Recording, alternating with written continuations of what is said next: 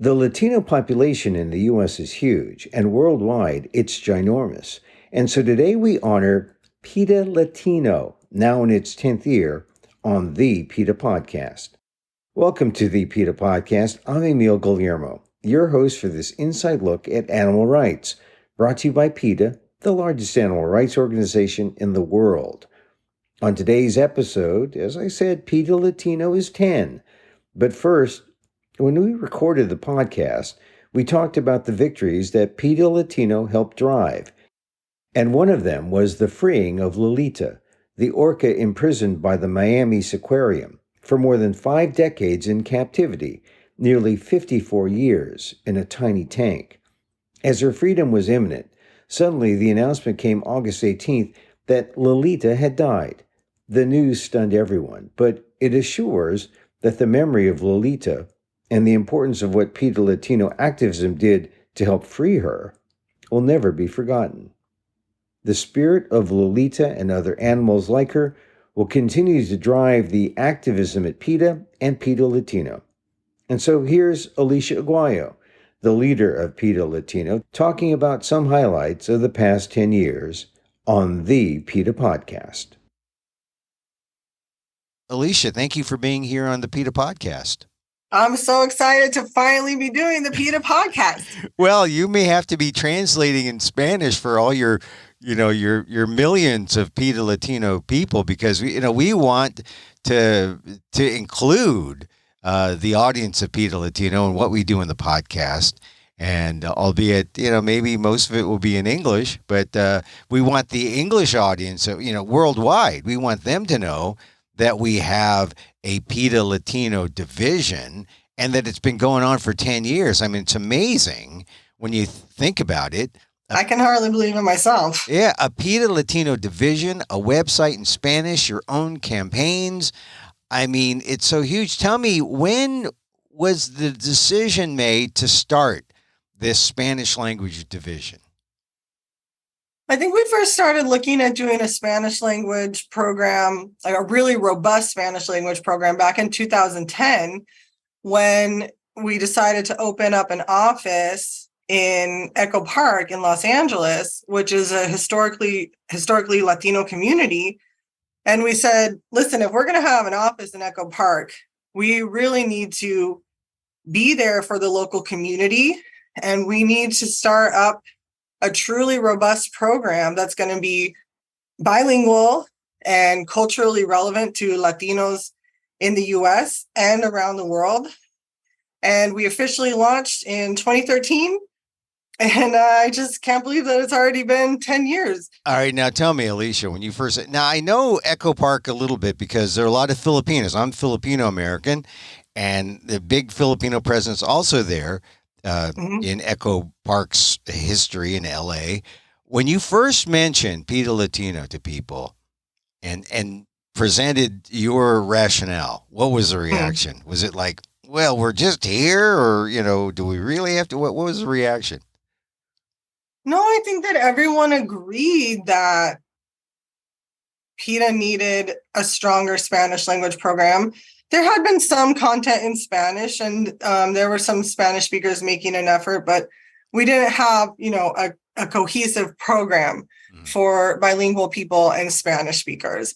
And I think everyone said, absolutely, we totally need this. I mean, the U.S. has so many bilingual people and Spanish speakers, and of course, PETA is a U.S.-based organization, and we need to be reaching out to that community, and we need to bring people in from, of course, everywhere if we're going to win animal rights. So the response was enthusiastic, and we got to work right away on it. We brought in our amazing celebrity supporter, Marco Antonio Regil, and he's been with us since the beginning.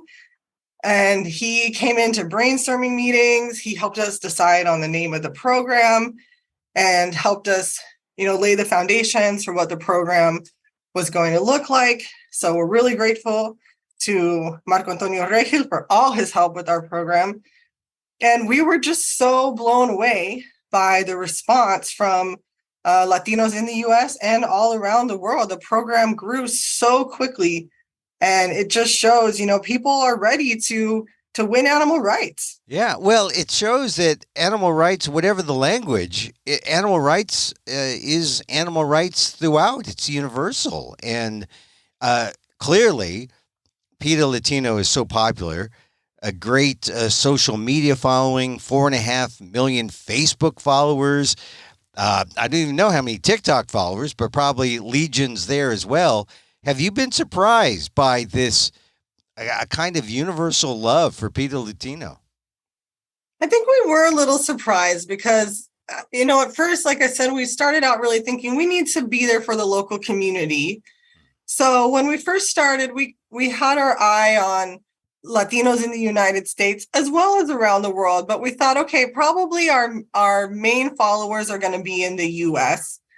But it was very quickly picked up by people all over. We have a huge following in Colombia, in Mexico, in Peru, really all over the Spanish-speaking world. So we were just so thrilled that so many people from so many diverse places were just eager to consume content from PETA Latino and get active in their own communities. And, we've really worked hard to make the program culturally relevant to Latinos everywhere because, of course, when you say Latinos, it's such an all-encompassing word, but there's so much diversity that, the Latino really doesn't give it due justice.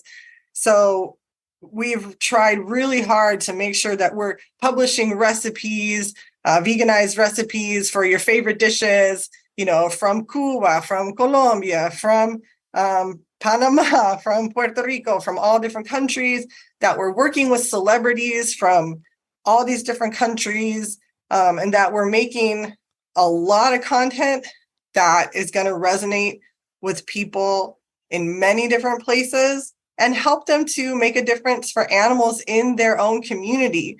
We've worked with people in Colombia to try to get horse-drawn carriages replaced with classic cars. We've done a lot of work in Mexico, especially with a great group called Animal Heroes, to pass legislation to limit cub petting in Cancun, to get bullfights banned in several states in that country. So we've been very busy over the past 10 years and just so inspired by the enthusiasm that we've seen from people all over the Americas. Yeah, it's almost as if, maybe it would be kind of stereotypical to think, oh, well, English oriented, English language organization, and not even to think about a Spanish speaking country and their concerns.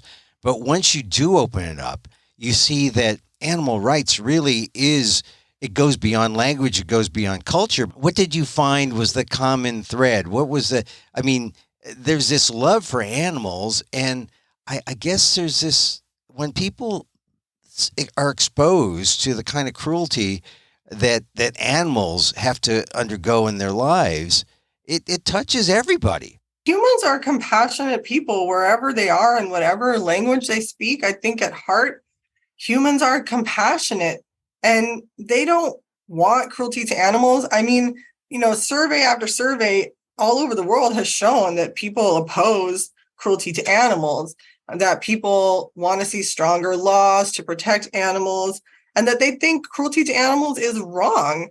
And that's universal. One thing, like you said, once people know what's going on, they want to help. I think a really good example is a recent case that we had in Colombia, where in conjunction with PETA, PETA Latino worked to expose the cruelty taking place in a laboratory that was using monkeys and mice for malaria vaccination experiments. And this was a horrible place. These animals were living in filthy conditions. They had 30 mice crammed into boxes that were meant for 5 mice, monkeys just living in their own waste.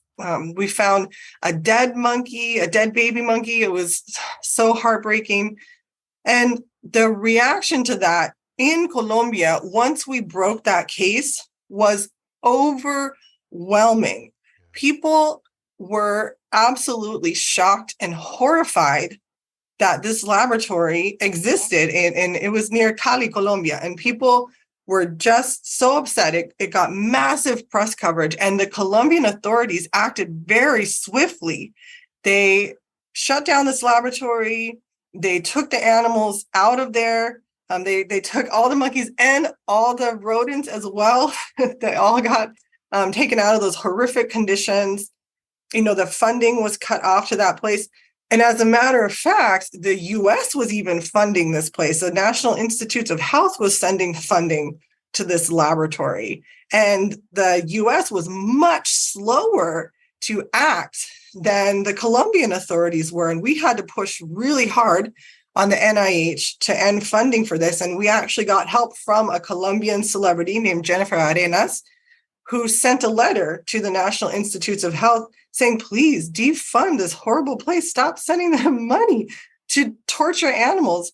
Yeah. And after hearing from Jennifer, they did stop. The NIH stopped funding this horrible laboratory. So I think that this case is a really great example of how people want to end cruelty to animals when they see it happening, and they will take action to make that happen. And it also shows the effectiveness of PETA and PETA Latino, that we were able to mobilize thousands of people to sign petitions to get this place shut down, and that eventually we were able to even get the United States government, the National Institutes of Health, to stop sending funding to this horrible, filthy laboratory. So yeah, well, that case is something we're really proud of. Yeah, people can listen to that story on the PETA podcast. Just look through our archives.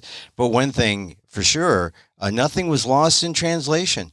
And you're right. The Americans acted a lot slower than the Colombians. And one of the things that I think is worth noting is that the United States was funding this, and it's not the only foreign lab where there's torture and cruelty. There are labs all over the world that NIH funds.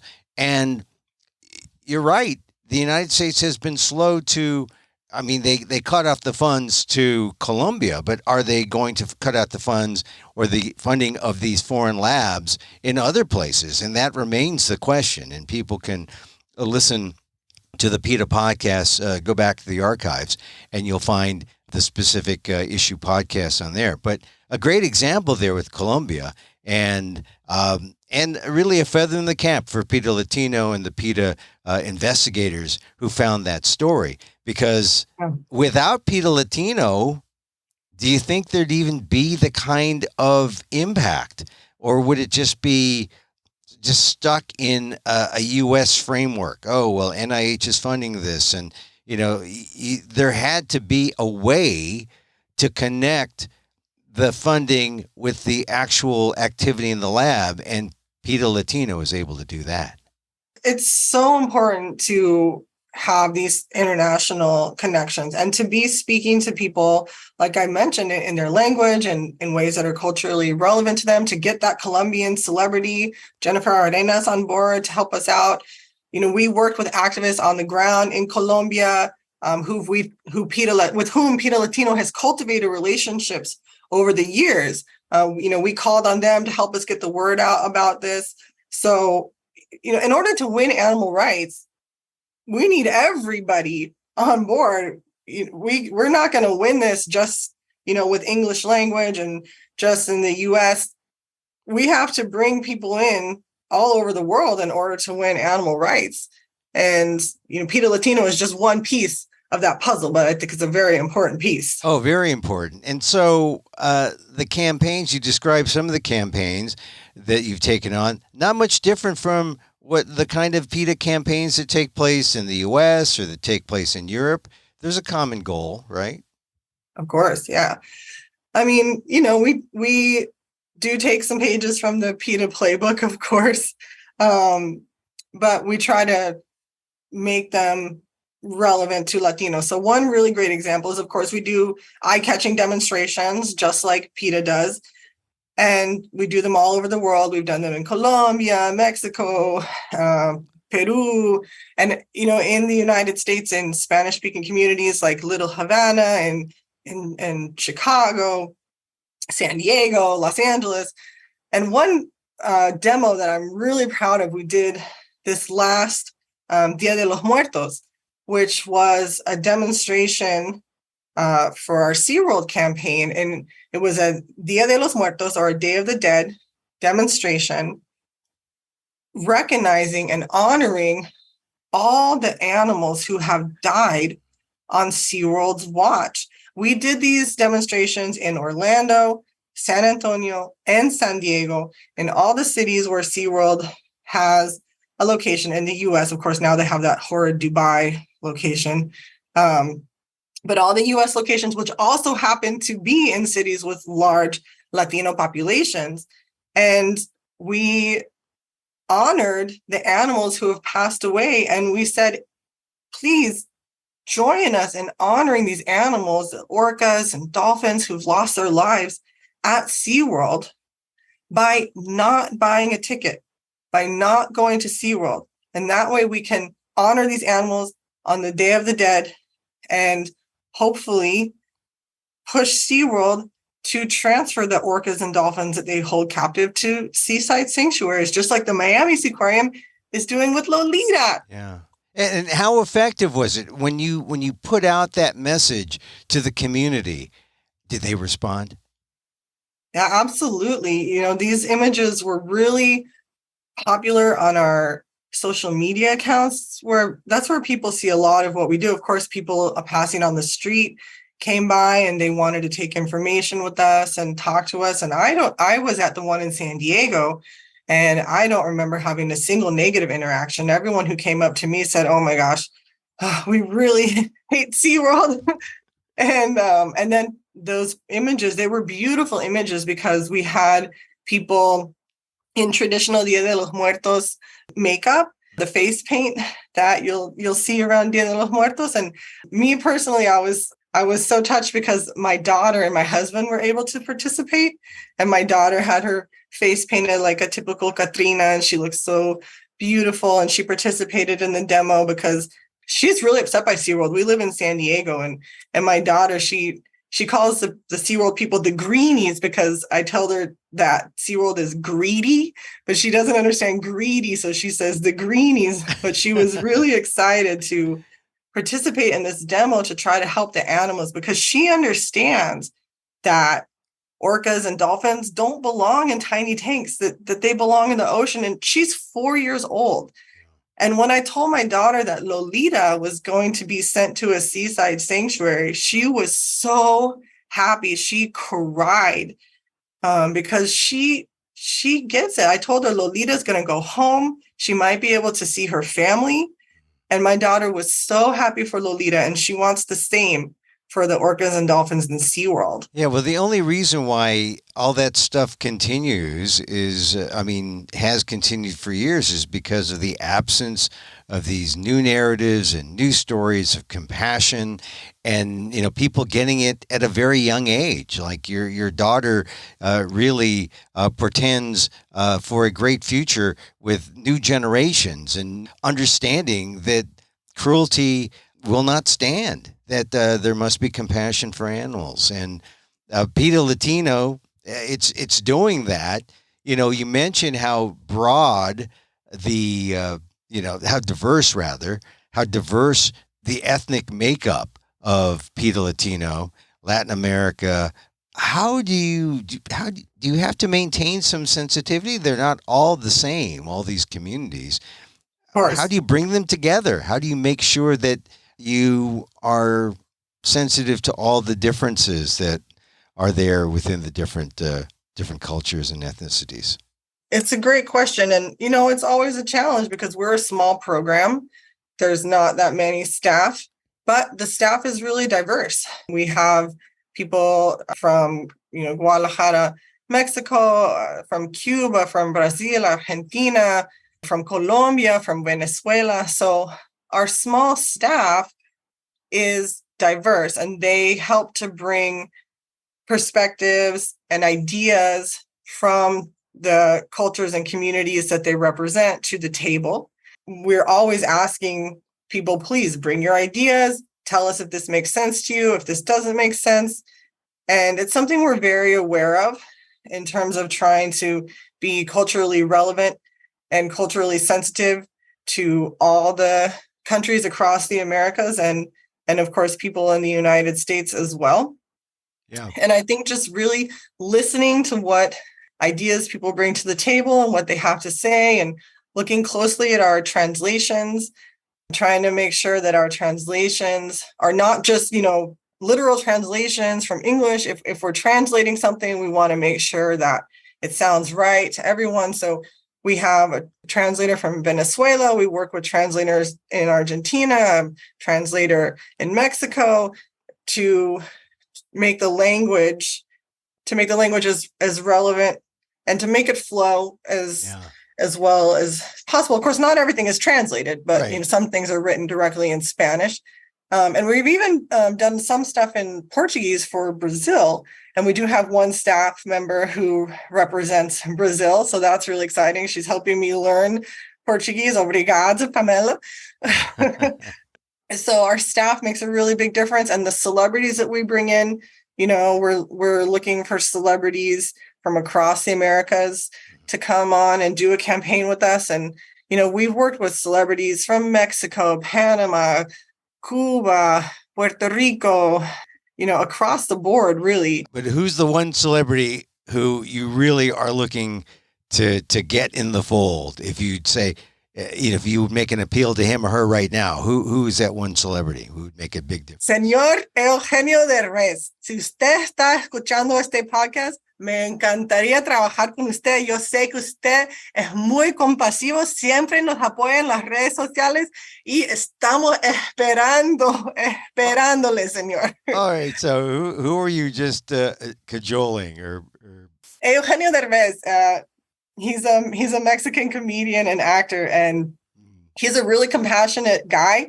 He's always supporting us on social media. He retweets us, he comments on our tweets, and we know he's a very compassionate person. And we haven't got him in for a campaign with PETA Latino yet.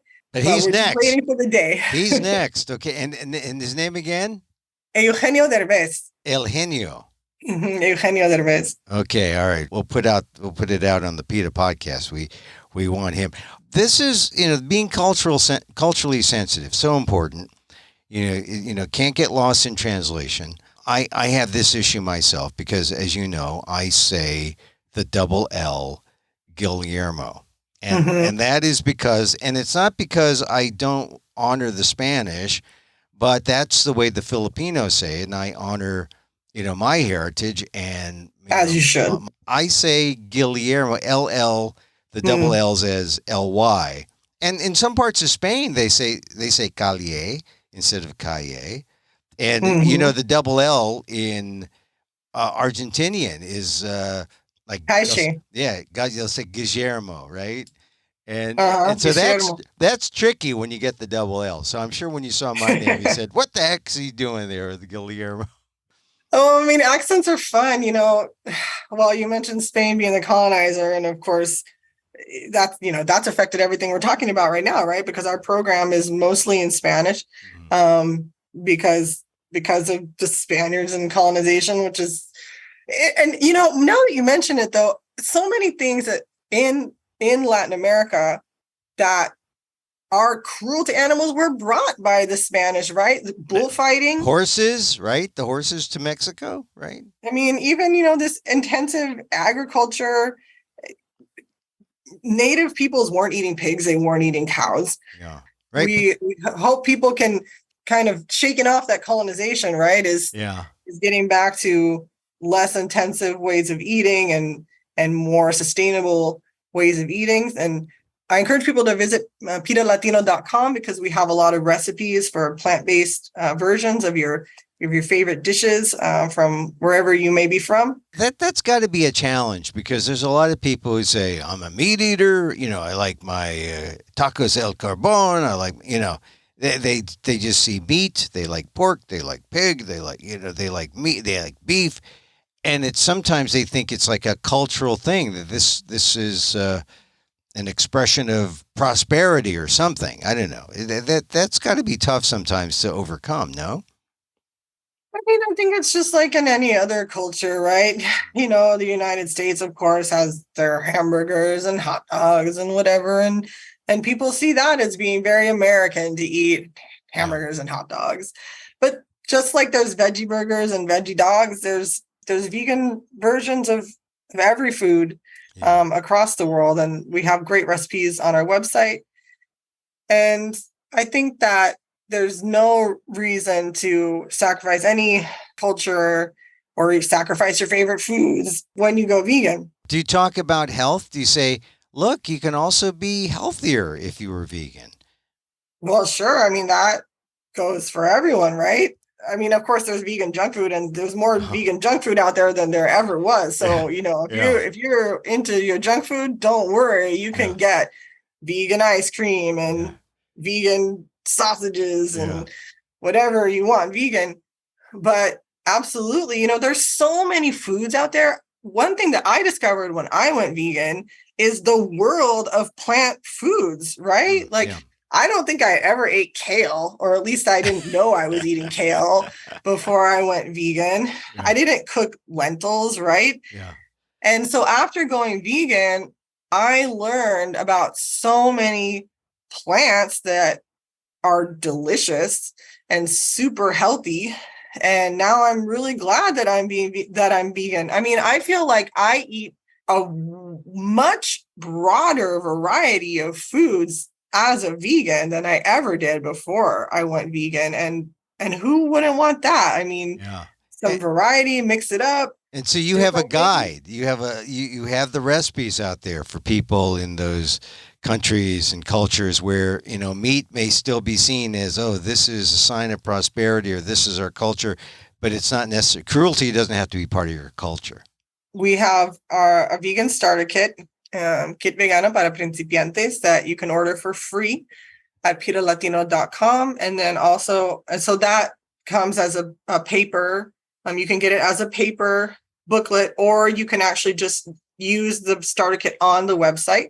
And it's got lots of tips on how to go vegan, and it's got lots of recipes in the starter kit. But then we have a whole web page dedicated to different recipes from all around the world. And, you just keep clicking like load more, load more, load more. I don't think I've ever gotten to the bottom of that recipes page. So, all right. Tell me, what's the best recipe on the website? Well, right now it's summer and it's really hot. So we just recently did a vegan ceviche recipe with alga nori. It's like how do you say that in English? It's like a seaweed, seaweed, and then with mango and other veggies in there, and it's crisp and refreshing, and it is delicious with some tortilla chips or a tostada. So right now I'm really into that vegan ceviche because it's really hot and it's really refreshing. And no fish were harmed. No fish harmed. Yeah. All right. So now you're having a 10th anniversary party this month. Tell us about it. For PL is turning 10. 10 years old. We officially launched the program in 2013. So we are going to be celebrating on August 24th with a big party at that office in Echo Park on the rooftop, which is just beautiful. It overlooks downtown Los Angeles. You can see the Hollywood sign. So it's going to be lovely up there. It'll be in the evening, so it won't be too hot. And it's going to be hosted by Kate Del Castillo. We could not be happier. She's been a longtime supporter of PETA Latino. If you don't know Kate Del Castillo, she's an actress originally from Mexico. She's a superstar of telenovelas. She starred in The 33, the movie with Antonio Banderas about the Chilean miners. She's a powerhouse of a woman, and she's a powerhouse of an animal advocate. And she'll be our host. She's bringing her family, which is so sweet. Her parents are coming, which is so nice. There'll be a mariachi band, delicious food by local vegan restaurant Señorita. It's going to be a great time. Right, and people can come? The public is welcome? So it is a private event. but there will be lots of content on PETALatino.com to check out. There's going to be lots of social media posts. We just have a limit of how many people we can have up there on the rooftop because of the fire code and things like that. But we have invited many local community members. We've invited a lot of our partners in the community, like local vegan restaurant owners, especially the Latino-owned businesses. We've tried to bring them in, a lot of local activists who have helped PETA Latino, as well as our celebrity supporters and online influencers. And people can check it out on we'll have a blog, we'll have like 3 blogs on PETALatino.com. It'll be all over our social media, PETA Latinos and PETA's social media. So please do check out all the photos from this party that we're really looking forward to. And if they go to the website before, they can prepare a dish from your many recipes, and they can be enjoying the party from afar, sort of virtually in a way. Absolutely. But the party doesn't have to stop right after this. We'll be celebrating our 10 years.